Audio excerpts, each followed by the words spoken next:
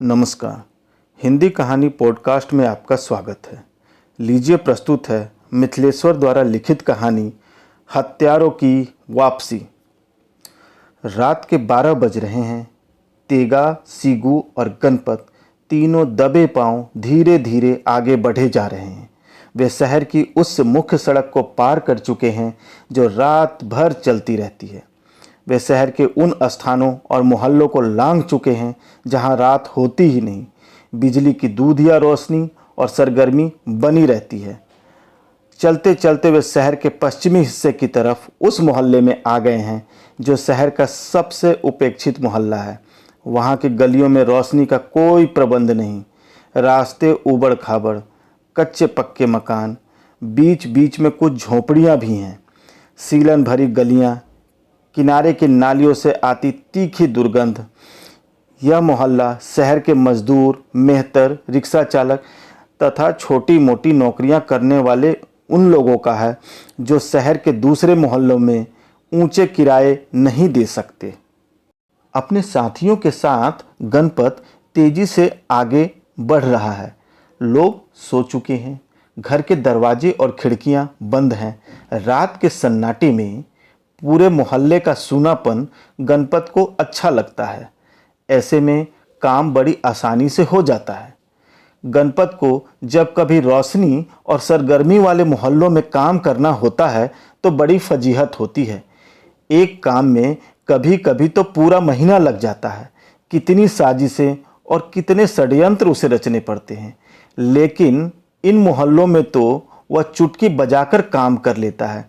गणपत को ये मोहल्ले शहर के गांव जान पड़ते हैं, बिल्कुल गांवों की तरह ही बेरोशन, असुरक्षित और सामर्थ्यहीन। गणपत अपने साथियों के साथ निश्चित जगह पहुंच जाता है। यहाँ से लगभग 10-12 कदम के फासले पर ही वह कोठरी है जिसमें वह व्यक्ति रहता है। अभी वह अकेला है, परिवार साथ में नहीं रखा है। पता नहीं कुंवारा है या बाल बच्चे वाला, कहाँ का मूल निवासी है, गणपत को कुछ मालूम नहीं। कहीं का हो, इससे उसको क्या मतलब। काम करेगा, पैसे बनाएगा, दारू पिएगा, मांस खाएगा, मौज करेगा और क्या। गणपत और उसके साथी को यह देखकर भारी आश्चर्य होता है कि उस कमरे का दरवाज़ा खुला है, लालटेन जल रही है, मेज कुर्सी लगी है और वह व्यक्ति कुछ लिखने में व्यस्त है। ठीक सामने मेज पर रखे लालटेन की रोशनी सीधे सीधे उस व्यक्ति के चेहरे पर पड़ रही है, जिससे उसका चेहरा साफ साफ नजर आ रहा है। इस पूरे मोहल्ले में जहां सभी के दरवाजे और खिड़कियां बंद हैं, वह व्यक्ति किवाड़ खोलकर लिख रहा है। हाजी सेठ से तकरार मोल कर भी उसे तनिक भय नहीं। एक क्षण के लिए गणपत और उसके साथियों का उत्साह बिल्कुल ठंडा पड़ जाता है। वे गली में एक कोने में खड़े चुपचाप उसे देखने लगते हैं। फिर गणपत अपने साथियों को इशारा देकर आगे बढ़ाता है और उस गली की बगल में ही एक ढहे हुए मकान के मलबे के पास छिपकर बैठने की सलाह देता है। अब गणपत और उसके साथी मलबे के ढेर के पीछे छिपकर उकड़ू बैठ जाते हैं और उस व्यक्ति को घूरने लगते हैं। वहाँ से भी वह व्यक्ति साफ साफ दिखाई पड़ता है। तेगा को लगता है उस व्यक्ति को उसने कहीं देखा है। शराब के नशे में उसे ठीक ठीक याद नहीं आ रहा, फिर भी वह याद करने की कोशिश करने लगता है। तेगा जब भी इस तरह के कामों में जाता है, शराब खूब छक्कर पी लेता है। पीते तो गणपत और सीगू भी हैं, लेकिन उसकी तरह नहीं। तेगा जानता है अगर वह छक्कर नहीं पिएगा तो उससे काम नहीं होगा।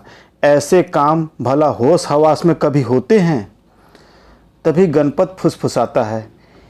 एक ही साथ तीनों आदमी आगे बढ़कर तेजी से कोठरी में घुस चले। सीगू उस व्यक्ति के दोनों हाथ पकड़ लेगा। मैं उसके मुंह बंद कर दूंगा। तेगा, तुम काम तमाम कर देना, लेकिन देख लेना तेगा, वार सही स्थान पे होना चाहिए। मामला सफाई का है। तेगा कहता है, अभी ठहरो। तेगा उस व्यक्ति को याद कर रहा होता है। सीगू उस व्यक्ति को देर तक घूरने के बाद फुसफुसाता है, देखने में वह व्यक्ति बहुत भला लग रहा है, पढ़ने लिखने वाला व्यक्ति है। आखिर हाजी क्यों उससे सफाया कराना चाहता है? मुझे तो यह व्यक्ति गलत नहीं लग रहा है। गणपत जवाब देता है, अपन को इससे क्या मतलब, वह सही हो या गलत। हाजी ने पूरे 3,000 रुपये दिए हैं, तीनों को 1-1 हज़ार, कम पैसे नहीं हैं। सीगू चुप हो जाता है, गणपत भी चुप है। तेगा कुछ सोच रहा है। नशे के भीतर उसके दिमाग में उस व्यक्ति के बारे में कुछ कुछ उभरने लगा है। पिछले साल तेगा के गांव में हैजे की बीमारी फैली थी। तेगा का गांव इस शहर के बिल्कुल पास ही है, सिर्फ 5 किलोमीटर के फासले पर। लेकिन शहर की ओर से उसके गांव को बचाने की कोई कोशिश नहीं की गई। फिर उसके गांव की खबर सुनकर वह कोठरी वाला व्यक्ति पता नहीं कहां से आ गया था। उसके साथ नई उम्र के कुछ लड़के भी थे। उन सब ने दौड़ दौड़ कर गांव और शहर को एक कर दिया था। लड़ झगड़ कर, शोर मचाकर वे लोग शहर से ढेर सारी दवाइयाँ और कई डॉक्टरों को गांव तक खींच लाए थे। तेगा का भतीजा मर जाता अगर वह व्यक्ति समय पर न पहुंचता। तेगा आंखें फाड़ फाड़ कर उस व्यक्ति को निहारने लगा। यही वही व्यक्ति है, यह वही व्यक्ति है। तेगा उसे पूरी तरह पहचान लेता है, कोई कोर कसर बाकी नहीं छोड़ता। पता नहीं उसका क्या नाम है। गांव के लड़के उसको पहचानते हैं, भैया भैया कहते हैं। अब तेगा फुसफुसाता है, गणपत, मैं उस व्यक्ति को पहचानता हूँ। मेरे गांव में हैजा फैला था तो इस व्यक्ति ने कई लोगों की जान बचाई थी। बहुत भला आदमी है। हाजी से कहो बातचीत से निपटारा कर ले। गणपत तेगा को समझाता है, हाजी ने 3,000 दिए हैं, 3,000, आधे से अधिक तो हम लोग खर्च कर चुके हैं, उसे क्या लौटाएंगे? ये रुपए कोई कम नहीं होते। तेगा कहता है, हाजी से बोल देना, उसका कोई दूसरा काम कर देंगे। इससे पहले कि गणपत कुछ और कहता, अचानक नई उम्र के 5-7 लड़के गली को लांघते तेजी से आते हैं और उस व्यक्ति की कोठरी में घुस जाते हैं। गणपत और उसके साथी को उनकी आवाज़ साफ साफ सुनाई देती है। वे हाँफ रहे हैं, चेहरे तैसपूर्ण हैं। भैया, रात 10 बजे के आसपास हाजी सेठ का ट्रक ईंटों से लदा आया था। हमने उस जमीन से ईंटा नहीं गिरने दिया। हाजी सेठ के आदमियों के साथ हम लोगों की काफ़ी तकरार हुई। वे बगल वाले थाने में पुलिस सहायता के लिए पहुँचे। हम भी वहाँ गए। हमने थानेदार से साफ कहा, सर आप तो जानते हैं इस ज़मीन में आम गाछ के नीचे वर्षों से इस मोहल्ले के लड़के पढ़ते आ रहे हैं। अब हम लोगों ने चंदा करके इस ज़मीन में बच्चों की पाठशाला बनाने की नींव रखी है। यह ज़मीन हाजी सेठ की नहीं है, म्यूनिसिपैलिटी की है। इसके पहले जो चेयरमैन थे उन्होंने इस ज़मीन में पाठशाला बनाने की अनुमति दी थी। इस नए चेयरमैन से मिलकर हाजी सेठ इस ज़मीन को दखल करना चाहते हैं। सर आपको मालूम होगा, भैया ने नए चेयरमैन के खिलाफ शहर में जुलूस निकाला था। जब तक कोई निर्णय नहीं हो जाता आप हाजी सेठ की मदद न करें, नहीं तो भैया थाने के खिलाफ भी जुलूस निकालेंगे। और भैया, जब हमने आप द्वारा जुलूस निकालने की बात कही तो थानेदार ने अपने सिपाहियों को रोक लिया। बस हमने हाजी सेठ के ट्रक को आगे बढ़वा दिया। सारी बातें सुनकर वह व्यक्ति खड़ा होते हुए बोला, बहुत ठीक किया तुम लोगों ने, बराबर उस ज़मीन पर तैनात रहना। कल हम सब नगर के कलेक्टर, एसपी और म्यूनिसिपैलिटी के चेयरमैन से मिलेंगे। इस घटना पर शहर के लोगों में जनमत जगाएंगे। उस ज़मीन में वर्षों से हमारे बच्चे पढ़ते आ रहे हैं। वह ज़मीन हाजी सेठ के बाप की नहीं है। वे आपस में यही बात कर रहे थे। गणपत और उसके साथियों के ऊपर उनकी बातों की भयानक प्रतिक्रिया हुई। जिस पुलिस के डर से गणपत और उसके साथी कई कई महीनों तक के लिए लापता हो जाते थे, वह पुलिस उस व्यक्ति के नाम से डरती है। वे एक दूसरे के कान में फुसफुसाते हैं, साले हाजी ने हमें गलत जगह भेजा है, यहाँ से लौट चलना चाहिए। और वे दबे पांव वहाँ से लौट जाते हैं। जिस रफ्तार से आए थे उससे तिगुनी रफ्तार से वापस जाते हैं। उनसे एक क्षण के लिए भी वहाँ नहीं रुका जाता। सुबह हो गई है। गणपत और उसके साथी हाजी सेठ के कमरे में मौजूद हैं। यह जानकर हाजी सेठ का मन खीज से भर गया है कि काम नहीं हुआ। हाजी सेठ गणपत को डांटना चाहता है, लेकिन उसके साथियों की उपस्थिति में वो ऐसा नहीं कर पाता। इससे पहले कि गणपत कुछ कहता, तेगा बोल उठता है, सेठ जी, वह आदमी गलत नहीं है, हम उसे नहीं मारेंगे। आप बातचीत करके निपटारा कर लीजिए, उसका सफाया मत करवाइए। तेगा की बात से एक क्षण के लिए हाजी सेठ के होशो हवास गुम हो जाते हैं। लगता है जैसे पर्वत के सबसे ऊंची चोटी से एकाएक लुढ़क कर वे नीचे आ गिरे हों। उन्होंने सपनों में भी नहीं सोचा था कि गणपत और उसके साथी किसी आदमी के सही और गलत होने के बारे में भी बात कर सकते हैं। वे समझ नहीं पाते हैं कि उस दुबले पतले आदमी ने इन लोगों पर कौन सा जादू चला दिया है कि वे इस तरह की बात करने लगे हैं। हाजी सेठ कुछ क्षणों तक सोचते हैं, फिर उन तीनों को लेकर अंदर चल देते हैं। एक भव्य कमरे में उन तीनों को बिठाया जाता है। फिर सामने की अलमारी खोल दी जाती है। रंग बिरंगी बोतलें निकाली जाती हैं। नौकर काजू और कबाब की प्लेटें सजा देते हैं। गणपत और उसके साथियों को जीवन में इतनी अच्छी शराब कभी नहीं मिली थी, काजू और कबाब भी नहीं। डनलप के गद्दे पर ऊपर नीचे लहराते हुए गणपत और उसके दोस्त खाने पीने लगे हैं। अब हाजी सेठ बताना शुरू करते हैं। वह व्यक्ति बहुत बदमाश है, गंदी बस्तियों के लोगों को बहला फुसलाकर आंदोलन करवाता है, उन्हें मार खिलवाता है, जेल भिजवाता है, खुद नेता बना घूमता रहता है। नई उम्र के लड़कों को शागिर्दी में कर रखा है। मैंने उससे कहा था, कहो तो तुम्हारी कोई नौकरी लगवा दें, यह सब धंधा छोड़ दो, लेकिन नहीं माना। मैंने उसे रुपए का भी लालच दिया, 2000 ले लो, 4000 ले लो, अरे चलो 5000 ले लो, लेकिन वह तो महात्मा बनता है, सीधे सीधे रुपए कैसे लेगा। सेठ जी अभी अपनी पूरी बात कह भी नहीं पाते हैं कि तेगा बीच में ही बोल उठता है। बाकी सेठ जी, वह आदमी खुद गंदी बस्ती में ही रहता है, लोगों को ठगता तो जरूर अच्छी तरह रहता। मेरे गांव में हैजा फैला था तो उसने लोगों की जान बचाई थी, किसी से कुछ मांगा भी नहीं था। तुम नहीं समझोगे तेगा, वैसे लोगों को समझने में तुम्हें देर लगेगी।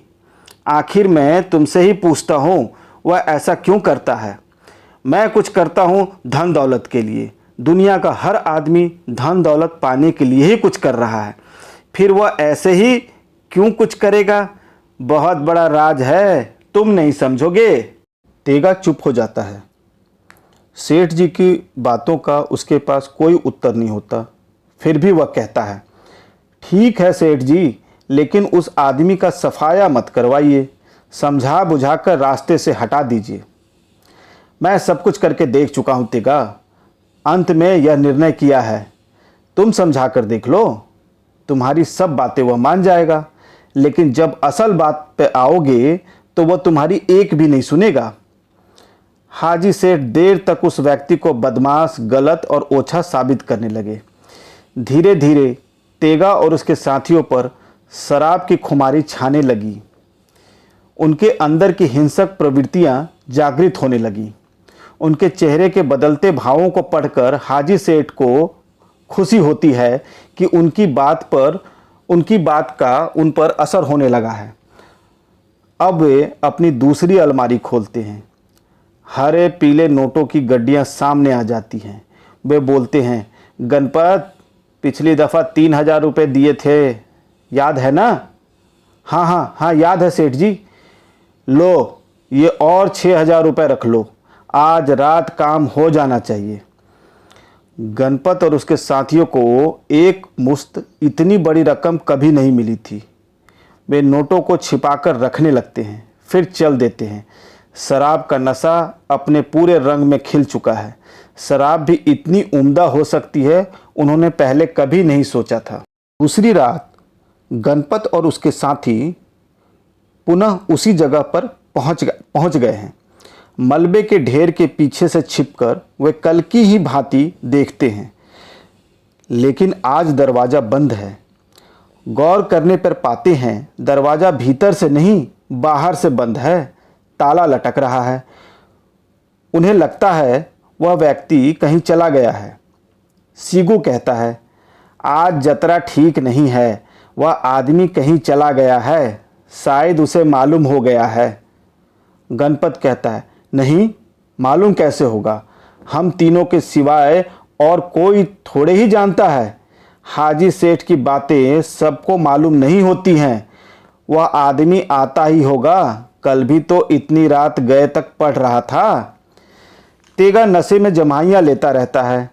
कुछ क्षण बीत जाने के बाद तेगा कहता है, गणपत, उस आदमी पर शुरू में वार नहीं किया जाएगा, उसे समझाया जाएगा, रुपयों का लालच दिया जाएगा। वह हत्या करने लायक आदमी नहीं है। गणपत और सीगू तेगा को समझाते हैं, चाहे जैसा भी हो, आज काम निपटाना ही होगा। हाजी ने जितने रुपए दिए हैं उतने कोई और नहीं दे सकता।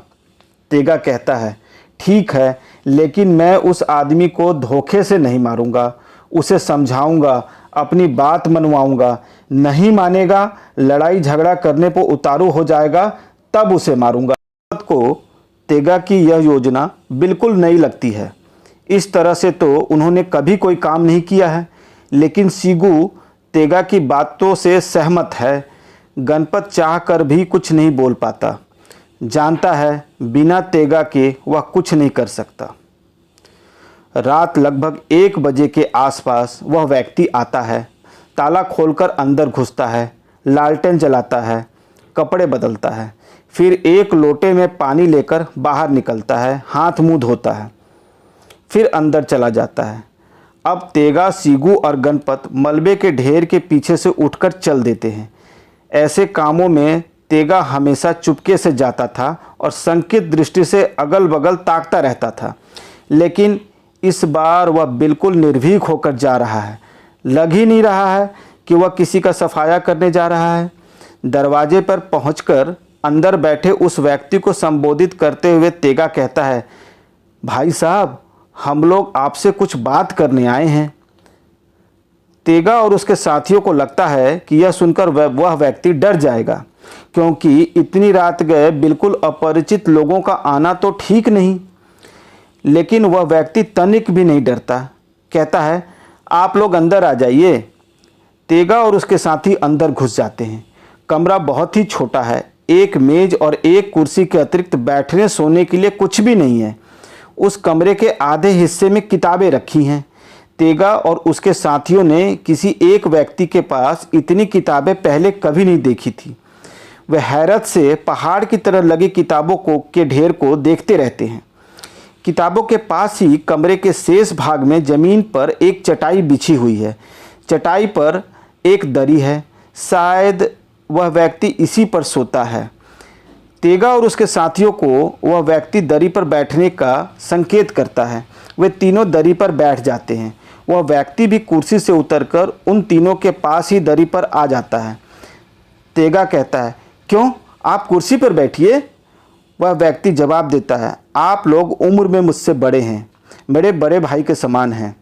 आप लोगों के सामने मैं कुर्सी पर कैसे बैठूंगा। हम यही ज़मीन पर साथ साथ बैठेंगे। उस व्यक्ति की पहली बात तो तेगा के अंदर कहीं बहुत गहरे तक उतर जाती है। वह उस व्यक्ति के चेहरे को टकटकी लगाए देखने लगता है। गणपत और सीगू भी देखने लगते हैं। अचानक सीगू उस व्यक्ति को पहचान जाता है। एक डकैती के मामले में सीगू जेल गया था। वहां पहुंचने पर सीगू को वह व्यक्ति दिखा था। शायद पहले से ही वह जेल में था, लेकिन उसे अलग वार्ड मिला था। जेल में भी लोग उसकी इज्जत करते थे। कैदियों पर होने वाले जुल्म के खिलाफ वह जेल में भी आंदोलन करता था। उस व्यक्ति को पहचान लेने के बाद सीगू के मन उसके प्रति श्रद्धा से भर जाता है। सीगू को याद है जेल में वह उस व्यक्ति को देवता समझता था। सीगू ने मन ही मन तय कर लिया, चाहे जो भी हो इस व्यक्ति पर वह किसी को हाथ नहीं उठाने देगा। तभी वह व्यक्ति पूछता है, कहिए आप लोगों का कैसे आगमन हुआ? सीगू गणपत की ओर ताकता है, गणपत तेगा की ओर। एक क्षण तक उनमें से कोई कुछ नहीं बोलता। फिर गणपत की आवाज़ गूंजती है, भीमपट्टी मोहल्ले में हाजी सेठ कोई कारखाना बनवाना चाह रहे हैं, लेकिन आप उसे बनने नहीं देना चाह रहे। वह व्यक्ति बीच में ही बोल पड़ता है, नहीं, गलत बात है। यह आरोप सिर्फ मेरे अकेले पर नहीं होना चाहिए। मैं कहता हूँ आप लोगों ने रोक रखा है। मैं उस ज़मीन में अपना घर बनाने के लिए हाजी सेठ से नहीं लड़ रहा हूँ। उस ज़मीन में आपके मेरे बच्चे पढ़ेंगे। आप जानते हैं वह मोहल्ला इस मोहल्ले से भी गया गुजरा है। उस मोहल्ले में शहर की कोई सुविधा नहीं है। अगर उस ज़मीन को हाजी सेठ दखल कर लेंगे तो फिर उस मोहल्ले में बच्चों के पढ़ने की कोई जगह नहीं बचेगी। शहर के दूर पढ़ने वाले और महंगे स्कूलों में उस मोहल्ले के बच्चे कैसे पढ़ने जाएंगे? मैं जानता हूँ आप लोग वैसे ही मोहल्ले में रहते हैं।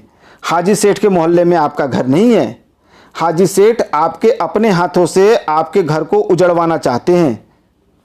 सोचिए उस मोहल्ले के बच्चे आखिर कहाँ पढ़ेंगे? हाजी सेठ का लड़का विदेश में पढ़ता है। उनके जैसे लोगों के लिए शहर में रोज़ नए नए स्कूल खुल रहे हैं। हम पर और आप पर कौन ध्यान दे रहा है? गरीबी, भूखमरी, बीमारी से हम मर रहे हैं। हमारे मोहल्ले के लोग पशुओं की ज़िंदगी जी रहे हैं। हाजी सेठ जैसे लोग कभी हमें इंसान की तरह नहीं जीने देंगे। हाजी सेठ आज उस स्कूल वाली ज़मीन को हड़प रहे हैं, कल हमारे और आपके घरों को उजाड़ेंगे, वहाँ अपने बंगले बनवाएंगे। तब हम भिखारी बन जाएंगे। सड़क के किनारे हमारा जीना मरना होगा। आप लोगों ने स्टेशन के पास कराहते तड़पते भिखमंगे को जरूर देखा होगा। वह हाजी सेठ के जैसे के परिवार से नहीं बल्कि हमारे और आपके जैसे परिवारों से हैं। मैं कसम खाकर कहता हूँ अगर आप लोग उस ज़मीन में स्कूल नहीं बनना देना चाह रहे तो नहीं बनेगा। मैं कौन होता हूँ बीच में बोलने वाला? आप लोग उस मोहल्ले में जाकर पूछ लीजिए। उस मोहल्ले का बच्चा बच्चा तैयार है कि यह ज़मीन हाजी सेठ को नहीं हड़पने देंगे। मैं अभी वहीं से होकर आ रहा हूँ। कल सुबह फिर वहाँ एक आम सभा है। आप लोग जाकर देख लीजिए। आपके अपने बच्चे हैं जो वहाँ सीना तान कर खड़े हैं। क्या मजाल है कि हाजी सेठ उस ज़मीन पर पहुँच जाए। वह व्यक्ति खड़ा हो जाता है। बोलते बोलते उसका चेहरा लाल हो गया है। कमरे में धीरे धीरे टहलते हुए वह बोलता जाता है, हाजी सेठ मूर्ख है। मुझे पता चला है कि वो मेरा सफाया कराना चाहता है। वे जानते हैं मेरे बाद उन्हें कोई नहीं रोकेगा, लेकिन उन्हें नहीं मालूम सारा मोहल्ला जग उठा है। वे कितने लोगों का सफाया करवाएंगे। मैं तो चाहता हूँ कि हाजी सेठ मुझे मरवा दे। आखिर तो हमको, आपको, सबको एक दिन मरना ही है। वह व्यक्ति देर तक बोलता ही रहता है। तेगा, सीगू और गणपत माथा झुकाए सुनते रहते हैं। उस व्यक्ति की बातों से वे एक अजीब सी दुनिया में पहुंच आए हैं। आदमी ऐसे भी होते हैं, उन्हें पता नहीं था। उनके पास तो हाजी सेठ वाली व्याख्या थी कि हर आदमी धन दौलत के लिए ही कुछ करता है, लेकिन उस व्यक्ति की व्याख्या कुछ और ही थी। तेगा को मन ही मन कुछ अफसोस हो रहा था। उफ, वह क्यों आया? साला हाजी उनसे उनके अपने आदमी को मरवा रहा है। सीगू की आंखें छलछला आई थी। काश वह पहले जानता होता। गणपत को लग रहा था अब काम नहीं होगा, हाजी को रुपए लौटाने होंगे। इतने सारे रुपए। वह व्यक्ति पूछता है, आप लोग चुप क्यों हैं? कुछ बोलिए। जब तक आप कुछ कहेंगे नहीं मैं कल से उस ज़मीन पर नहीं जाऊंगा। तेगा माथा उठाता है। जीवन में पहले कभी उसकी आंखों में आंसू नहीं आए थे, लेकिन आज ये आंसू अचानक कहाँ से आ गए हैं। तेगा भर्राई हुई आवाज़ में कहता है, हमें माफ़ कर दीजिए, हमें कुछ मालूम नहीं था, अज्ञानतावश हम यहाँ चले आए हैं। सीगू अब अपने को रोक नहीं पाता है। अपनी आंखें पोंछने लगता है। पहली दफ़ा गणपत भी आर्द्र हो उठता है। वह व्यक्ति बारी बारी से सबको गले से लगा लेता है। अब तक रात के लगभग 3 बज चुके होते हैं। वह व्यक्ति कहता है, मैंने अभी तक कुछ खाया नहीं है। आप लोगों ने भी तो नहीं खाया होगा। मेरा खाना रखा है, बांट बांट कर हम सभी खाएंगे। और तेगा तथा उसके साथियों के लाख मना करने के बावजूद वह व्यक्ति कमरे में एक कोने में ढके अपने खाने के सामान को लाता है। दिन की बनाई हुई 6 रोटियां जो सूख गई हैं, कागज़ की पोटली में थोड़ा नमक, एक हरी मिर्च और प्याज का एक टुकड़ा। वह व्यक्ति खाना बीच में रख देता है और उनके हाथ पकड़कर विनयपूर्वक खाने का आग्रह करता है। वे सब खाना खाने लगते हैं। खाते हुए सोचते रहते हैं, हाजी कितना झूठा है। बोल रहा था वह व्यक्ति गंदी बस्तियों के लोगों को फुसलाकर अपना मकसद साधता है, मज़े मार रहा है। साला हाजी बेईमान दगाबाज। खाना खा चुकने के बाद वह व्यक्ति सबसे आग्रह करता है कि वे इस समय और कहीं न जाएं, चुपचाप यहीं सो जाएं, सुबह चले जाएं। वह व्यक्ति और वे तीनों जमीन पर बिछाई गई चटाई और दरी को अलग अलग कर उस पर सो रहते हैं। लालटेन बुझा दी जाती है। कोई किसी से कुछ नहीं बोलता है, लेकिन हरेक के अंतर में वार्तालाप चलता रहता है। वे आंखें मूंदे इस नई वास्तविकता से साक्षात्कार करते रहते हैं। सुबह एकदम तड़के ही वे तीनों उस व्यक्ति को सोए छोड़ वहाँ से चल देते हैं। उस मोहल्ले को लांघकर वे मुख्य सड़क पे आ जाते हैं। अपने मकान की बालकनी में टहलता हाजी उन्हें दूर से ही दिखाई पड़ने लगता है। परिणाम जानने के लिए वह उन्हीं का रास्ता देख रहा है। वे तीनों सीधे हाजी सेठ के पास पहुंचते हैं। उनके चेहरे को देखते ही हाजी सेठ को लगता है आज फिर काम नहीं हुआ। इससे पहले कि हाजी सेठ कुछ बोलते, तेगा हाजी सेठ के दिए नोटों को उसके ऊपर फेंकते हुए कहता है, हाजी सेठ, मैं तुमको चेतावनी देने आया हूँ। अगर उस आदमी को कुछ हो गया तो मैं तुम्हें जिंदा नहीं छोड़ूंगा। हाजी सेठ चौंकते हुए पूछता है, क्या बात है, क्या हुआ? लेकिन वे तीनों वहाँ से चल देते हैं। कोई जवाब नहीं देता। हाजी सेठ पुकारते हैं, जरा रुको तो, मेरा सामान तो दे दो। लेकिन उनमें से कोई नहीं ठहरता, गणपत भी नहीं। हाजी सेठ की चिंता और परेशानी एकाएक बढ़ जाती है। उन्हें अपना विदेशी रिवॉल्वर काम करने के लिए इन्हें दिया था। इनके देसी हथियारों पर उन्हें विश्वास नहीं रहा, लेकिन यह क्या, उनका हथियार लौटाए बिना सब चले जा रहे हैं। हाजी सेठ की समझ में नहीं आ रहा है कि यह सब कैसे हो रहा है। उनका वार कभी खाली नहीं जाता था। इस काम के लिए उन्होंने सबसे अधिक रुपए फेंके। वह आदमी कैसा है? उसने कौन सा तीर चला दिया? आज उनका अपना एक हथियार भी गायब हो गया। अचानक आज यह सब क्या हो रहा है? हाजी सेठ चिंता और परेशानी में डूबते उतराते अपनी बालकनी में टहलते रहते हैं। उसी समय वह व्यक्ति उनकी ओर आता हुआ दिखाई पड़ता है। वे गौर से उस व्यक्ति को देखने लगते हैं। वह हाजी सेठ की ओर ही आ रहा है। हाजी सेठ के पास आकर वह अपने झोले से हाजी सेठ का रिवॉल्वर निकाल लेता है और उन्हें सौंपते हुए कहता है, सेठ जी, आपका हथियार आपके आदमी मेरे यहाँ छोड़ आए हैं, सोचा आपको वापस कर दूं। सेठ अपना रिवॉल्वर ले लेता है, लेकिन सुबह के सर्द मौसम में भी उसके चेहरे पर पसीने की बूंदें चुचुहा आती हैं। उसके हाथ कांपने से लगते हैं। वह रिवॉल्वर संभाल नहीं पाता है, पास ही रखी कुर्सी पर रख देता है। वह व्यक्ति वहाँ से चलने को होता है कि सेठ के मुंह से बोल फूट पड़ते हैं, क्षमा कीजिएगा, मैं शर्मिंदा हूँ, आइए जरा चाय पी लीजिए। वह व्यक्ति आगे बढ़ते हुए कहता है, मेरे पास समय नहीं है सेठ जी, उस ज़मीन में आज लोगों की आम सभा है, मैं वहीं जा रहा हूँ। सेठ कहता है, जरा 1 मिनट सुनिए तो। उस ज़मीन में अब कोई आम सभा मत करवाइए। मैंने फैसला कर लिया है कि अब उस ज़मीन पर मैं नहीं जाऊंगा। मैं अपनी गलती के लिए क्षमा मांगता हूँ, मुझे बहुत ही अफसोस है। वह व्यक्ति पलटकर सेठ की ओर देखता है और सेठ सर से पांव तक पसीने से भीग गया है। वह फटी फटी आंखों से उस व्यक्ति को देख रहा है, जिस व्यक्ति को वह एक निहायत तुच्छ और हल्का आदमी समझता था। उस व्यक्ति को चुटकियों में मसलकर खत्म कर देने की सामर्थ्य सेठ अपने अंदर रखता था, लेकिन आज उस आदमी के सामने सेठ की अपनी अट्टालिका और अपना व्यक्तित्व बहुत ही बौना मालूम पड़ने लगता है। सेठ किसी अज्ञात भय से कांपने सा लगता है। सेठ की हालत देख उस व्यक्ति के होंठों पर मुस्कान की एक हल्की सी रेखा उभर जाती है। धन्यवाद। अभी आप सुन रहे थे हिंदी कहानी पॉडकास्ट की प्रस्तुति मिथिलेश्वर लिखित कहानी हत्यारों की वापसी। अगर आपको हमारी प्रस्तुति संतोषजनक लगी तो हमारे YouTube चैनल को सब्सक्राइब करें और इस वीडियो को लाइक करें। धन्यवाद।